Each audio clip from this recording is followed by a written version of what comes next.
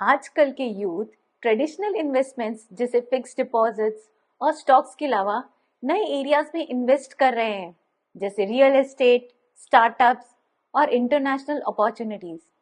जैसे कुणाल शाह जो क्रेड के फाउंडर हैं, उन्होंने 80 स्टार्टअप्स में इन्वेस्ट किया है और हर एक में लगभग $50,000 का इन्वेस्टमेंट किया है। उनका फोकस सिर्फ पैसा कमाने पर नहीं, बल्कि इकोसिस्टम को सपोर्ट करने पर है। आज के स्मार्ट एंटरप्रेन्योर्स अपने इन्वेस्टमेंट्स डाइवर्सिफाई कर रहे हैं। इक्विटीज, रियल एस्टेट, गोल्ड और इंटरनेशनल मार्केट्स में पैसा लगाकर वो अपने रिस्क को कम करते हैं और पोर्टफोलियो को बैलेंस करते हैं। ये नए आइडियाज और ग्लोबल अपॉर्चुनिटीज के साथ एंटरप्रेन्योर्स ग्रोथ अचीव कर रहे हैं। बने रहिए मेरे वीडियो में, जहां हम साथ में सीखेंगे अपनी वेल्थ प्रोटेक्ट करने और अपने बिजनेस को नए हाइस तक ले जाने के लिए सिर्फ 30 दिनों में। स्वागत है आपका मेरे चैनल में, जिसका नाम है मोटिवेट विद शची सेठ। नमस्ते, मैं हूँ शची सेठ, राइटर, एंटरप्रेन्योर, लाइफ कोच और आपकी अच्छी दोस्त। डाइवर्सिफाइंग वेल्थ का मतलब क्या है? इसका सिंपल मतलब है अपना सारा पैसा एक जगह पर नहीं लगाना, बल्कि इसे अलग अलग इन्वेस्टमेंट्स या एसेट्स में डिवाइड करिए ताकि रिस्क कम हो। सोचिए, आपके पास 1,000 रुपए हैं। अगर आप पूरे 1,000 रुपए एक चीज पर खर्च कर देते हैं और अगर वो चीज खराब हो गई तो आपका सारा पैसा चला जाएगा। पर अगर आप वो 1,000 रुपए गोल्ड, स्टॉक्स, सेविंग्स और प्रॉपर्टी में बांट देते हैं, तो अगर एक चीज फेल हो जाती है, बाकी इन्वेस्टमेंट्स आपका पैसा सेफ और ग्रो करते रहेंगे। ये बिल्कुल उस प्रवर्ब जैसा है, don't put all your eggs in one basket. एक बास्केट गिर गई तो बाकी बास्केट्स में आपके अंडे सेफ रहेंगे। इसी तरह आपका पैसा भी सेफ रहेगा और स्टेडी ग्रो करेगा।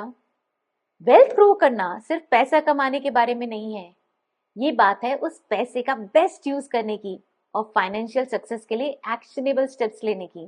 पर ज्यादातर लोग यही गलती करते हैं।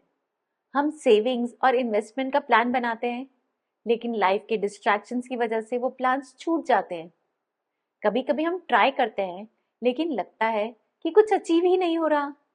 आप अकेले नहीं हैं। वेल्थ ग्रो करना आसान नहीं है, स्पेशली जब आपको पता ही ना हो कि शुरू कहाँ से करना है। वेल्थ ग्रो करने में ऑब्स्टेकल्स आते ही हैं, जैसे पहले तो हमारी बुरी आदतें, हम बिना सोचे समझे खर्चे करते हैं, बजट नहीं बनाते, इमोशनल डिसीजंस लेकर भी गलती करते हैं। फिर हमारे पास पूरी नॉलेज ही नहीं है, हमें इन्वेस्टिंग के बेसिक्स नहीं पता होते, स्टॉक मार्केट समझना थोड़ा इंटिमिडेटिंग लगता है, हमें इस बात का आइडिया ही नहीं होता कि पैसा कैसे काम करेगा हमारे लिए।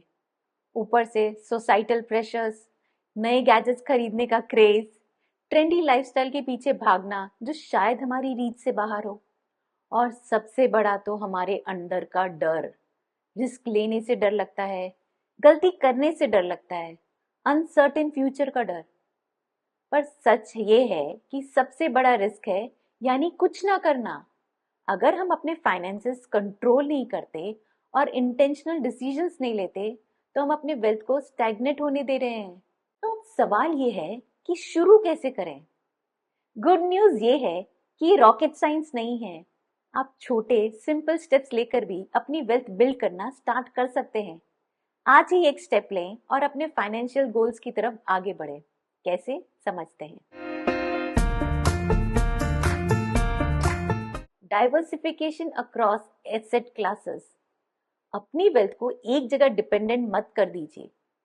सिर्फ एक इनकम सोर्स या एक टाइप के इन्वेस्टमेंट पर भरोसा करना रिस्की हो सकता है। स्टॉक्स, बॉन्ड्स, रियल एस्टेट और दूसरे एसेट्स में भी डाइवर्सिफाई करना जरूरी है।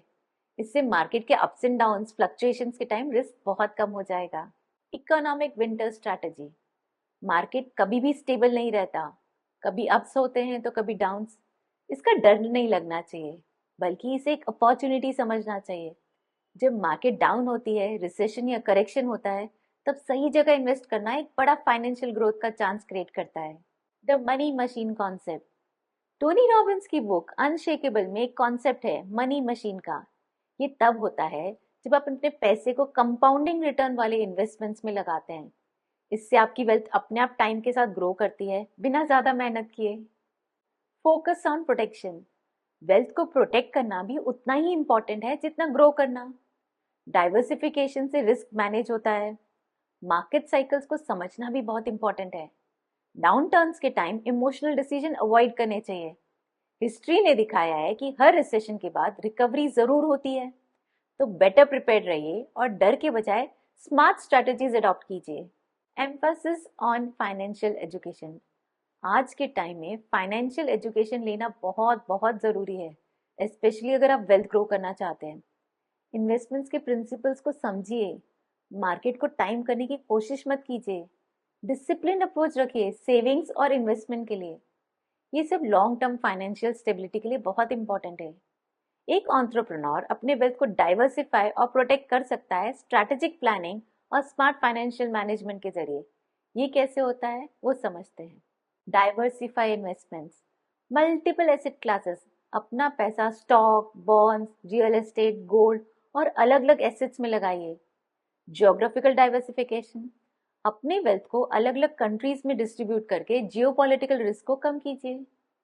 इंडस्ट्री डाइवर्सिफिकेशन, एक ही इंडस्ट्री में ज्यादा पैसा मत लगाइए, अलग अलग सेक्टर्स में इन्वेस्ट करके रिस्क बैलेंस कीजिए। बिल्ड इमरजेंसी फंड्स, कम से कम 6 से 12 महीने के खर्चे के बराबर एक रिजर्व मेंटेन करिए जो आसानी से लिक्विड हो सके, ताकि किसी भी इमरजेंसी में काम आ सके। Use insurance as protection, insurance सिर्फ व्हीकल्स तक लिमिट मत करिए, लाइफ, हेल्थ, बिजनेस और प्रॉपर्टी इंश्योरेंस भी उतना ही जरूरी है, ताकि अनफोर्सिन सिचुएशन के लिए हम प्रिपेयर रह सकें। Invest in real estate, real estate से रेंटल इनकम के जरिए स्टेबल कैश फ्लो मिलता है और प्रॉपर्टी की वैल्यू भी टाइम के साथ बढ़ती है, जिससे इन्वेस्टर्स अपनी इक्विटी और वेल्थ बढ़ा सकते हैं। इसके अलावा रियल एस्टेट इन्वेस्टमेंट से पोर्टफोलियो डाइवर्सिफाई होता है, जो ओवरऑल रिस्क को कम करता है और फाइनेंशियल स्टेबिलिटी को मेंटेन रखता है। एस्टैब्लिश अ ट्रस्ट और विल, ट्रस्ट या विल बनाकर अपनी वेल्थ को प्रोटेक्ट करना और अपने हेयर्स के लिए स्मूथ ट्रांसफर इंश्योर करना एक स्मार्ट फाइनेंशियल स्ट्रेटजी है। ट्रस्ट आपके एसेट्स को क्रेडिटर्स और लॉ सूट से बचाते हैं, इससे आपकी वेल्थ सुरक्षित रहती है। इसके अलावा ट्रस्ट के जरिए आप अपने एसेट्स को टैक्स एफिशिएंट तरीके से ट्रांसफर कर सकते हैं, जिससे टैक्सेस कम होते हैं और प्रोबेट प्रोसेस से बचने का मौका मिलता है। ये इंश्योर करता है कि आपकी प्रॉपर्टी बिना किसी देरी के आपके ईयर्स तक पहुंच सके और आप अपने परिवार का भविष्य सुरक्षित कर सकें। री इन्वेस्ट इन बिजनेस, अपने बिजनेस में डाइवर्सिफाई कीजिए, नए मार्केट्स, प्रोडक्ट्स और सर्विसेज एक्सप्लोर करके, ताकि एक ही इनकम सोर्स पर डिपेंडेंट ना रहना पड़े। लेवरेज टैक्स प्लानिंग, एक फाइनेंशियल एडवाइजर के साथ काम करके टैक्स स्ट्रैटेजीज ऑप्टिमाइज कीजिए, जैसे टैक्स सेविंग इंस्ट्रूमेंट्स में इन्वेस्ट करना और डिडक्शंस का यूज करना। Develop multiple income streams, passive income sources create कीजिए, जैसे इन्वेस्टमेंट्स, रॉयल्टीज या डिविडेंड्स, ताकि फाइनेंशियल स्टेबिलिटी बनी रहे। चाहे एक इनकम का सोर्स फेल हो जाए तो दूसरा आपको प्रोटेक्टेड रखेगा। Seek professional advice, wealth managers और फाइनेंशियल एडवाइजर से कंसल्ट कीजिए, जो आपके फाइनेंशियल गोल्स के हिसाब से एक डाइवर्सिफिकेशन स्ट्रैटेजी बना सकते हैं। Regularly monitor and rebalance portfolio, अपने इन्वेस्टमेंट पोर्टफोलियो को रेगुलरली रिव्यू करें, इंश्योर करें कि वो मार्केट चेंजेस और आपके पर्सनल ऑब्जेक्टिव्स के साथ अलाइंड हो। प्रोटेक्ट अगेंस्ट इन्फ्लेशन, ऐसे एसेट्स में इन्वेस्ट कीजिए जो टाइम के साथ एप्रिशिएट होते हो, जैसे स्टॉक्स और रियल एस्टेट, ताकि इन्फ्लेशन को बीट कर सकें। हेज करेंसी रिस्क, अगर आपका काम इंटरनेशनल है तो करेंसी रिस्क को डाइवर्सिफाई कीजिए, अलग अलग करेंसीज में एसेट्स होल्ड करके या हेजिंग इंस्ट्रूमेंट्स का यूज करके। समझिए मेरे पास एक रेंटल प्रॉपर्टी है जो हर महीने इनकम जनरेट करती है बिना किसी एफर्ट के। ये बिल्कुल सेकेंड जॉब की तरह है, पर मुझे ऑफिस नहीं जाना पड़ता। अगर आप budgeting, investing, income streams diversify करना और कंपाउंड इंटरेस्ट और पासिव इनकम का पावर यूज करते हैं, तो आप देखेंगे कि आपकी वेल्थ कितनी जल्दी ग्रो होती है। एग्जाम्पल बताती हूँ रिलायंस जियो का, जो रिलायंस इंडस्ट्रीज लिमिटेड का एक पार्ट है। उन्होंने वेल्थ डाइवर्सिफिकेशन का एक परफेक्ट एग्जाम्पल सेट किया है। 2016 में उन्होंने टेलीकम्युनिकेशंस लॉन्च किया। रिलायंस जियो ने इंडियन टेलीकॉम मार्केट में धमाका कर दिया। अफोर्डेबल डेटा प्लान्स और हाई स्पीड इंटरनेट से लोगों के बीच एक मेजर प्लेयर बन गए। रिलायंस रिटेल भी एक ह्यूज सक्सेस है।